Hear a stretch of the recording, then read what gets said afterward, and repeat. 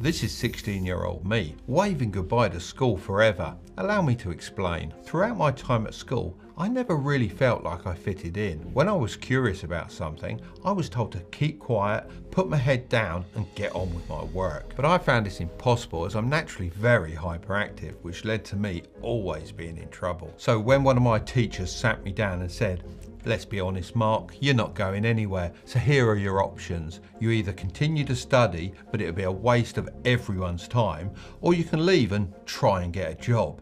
It was one of the best days of my life, as I was only focused on one thing: leaving. So I waved goodbye to the school with no qualifications or money under my belt, and when I became a millionaire in my early 20s, I was happy that I proved my teachers wrong. But even though I succeeded, I had very little direction and had to work out a lot of things by myself. That's why I'm making this video, because I wish I had something like this when I was starting out. If you follow all the steps I'm about to share, I don't see how you won't be miles ahead of everyone else. Actually, I pretty much guarantee you will be if you follow all of these steps. Step 1 is to create an investment budget. A lot of people put this as one of the last steps, but that's the main reason most people don't make it. They treat investing as an afterthought rather than a priority. I believe there are 3 types of people in the world: wasters, worriers and winners, otherwise known as the 3 W's. Wasters go through life spending everything they earn. They say things like, "Money doesn't make you happy." However, at the same time, they are spending all of theirs trying to improve their lives. Worriers hoard their money like a squirrel saving its acorns for winter. They say things like, "Money doesn't grow on trees." The sad thing is, even though these people have a lot of money, they often deprive themselves of the little pleasures in life in order to save a few extra dollars. They're so focused on using budgets to keep their expenses down that they miss the far bigger picture. Winners are the complete opposite of both of these people. They understand that money can make them happy and that it does grow on trees if they invest correctly. They earn money not to spend it, but to invest, all while not depriving themselves of the things that they enjoy. To become a winner, you need to change the way you think about money. Instead of seeing it as a tool to get the things you want, start viewing it as a tool to get more money. The only other way to make money is by trading your time, and personally, I'd rather use my money than trade my literal years on this earth. Here's something to consider. If you worked for a whole year and saved up $10,000, but you spent it all on upgrades for your car, you'd have to save that money all over again, costing you another year. However, if you invested it correctly, you could use that $10,000 to make $100,000. Then you could purchase the upgrades you want with some of the profits and still have an extra $90,000 that you can reinvest. That brings me on to step 2, which is to increase your value. Let me tell you the story of Cooper and Dwayne.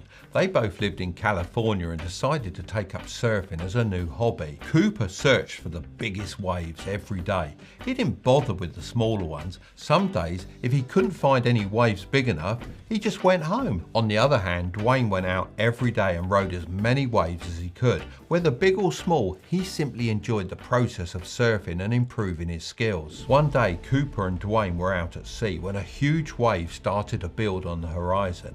Cooper thought to himself, this was exactly what he had been waiting for, a wave that was finally big enough for him.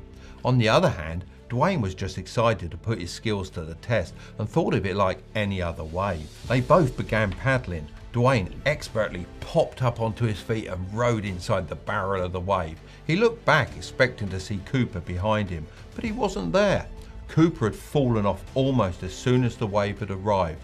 All he could do was watch as Dwayne rode it all the way to the shore. In Cooper's mind, Dwayne had just got lucky, but the truth was, Dwayne had put in all the practice and learned something from every wave he'd ever caught. This is how most people approach getting rich. They spend too long searching for the one thing that will make them a ton of money, all while ignoring the day-to-day things they can be doing to increase their value. Huge waves do come every now and again. I've benefited from the dot-com bubble in the late 90s, the housing bubble in the 2000s, and the recent crypto boom. However, I wouldn't have been able to take advantage of them if I hadn't increased my value by investing back into myself. When you start thinking this way, you stop seeing every online course or YouTube video as the one thing that will make you rich, and instead just a little wave to conquer and add to your skill set. So where should you focus your time? Well, if you notice there's a clear gap in the market for a certain skill, such as a plumber, it really is a nightmare finding a good plumber nowadays. But anyway, that aside, if you decide to go down this path, it might make sense to spend $1,000 to get a qualification and then start making upwards of $5,000 a month. Over the course of a year, that would be a 60x return on your investment. If you can't think of anything to do, don't waste time waiting for waves. Instead, you can spend time mastering universal skills like public speaking, negotiating, and content creation. These skills will all come in handy no matter what path you decide to follow in the future, as they're all transferable and can be used in multiple areas. I'm not saying all education is good. I believe far too many people are going to university for degrees that aren't even worth the paper they're written on. However, if you view every skill as an investment and get some kind of return on it, then it's worthwhile learning. If it was me, I would repeat this step as many times as possible until I've reached my maximum earning potential. Step 3 is to open investing accounts. If you want to avoid being a worrier, then once you've increased your earning potential, you're going to need somewhere to invest your money, so it's time to open some accounts. It's a good idea to allocate a portion of your investment budget into the stock market. This isn't likely to make you rich in the short term, but if you begin early enough, then in later years, it will start to compound. It's just so much easier than it was back in my day, as you can do it all from your phone. There are various different apps. I'll leave some of those links down below.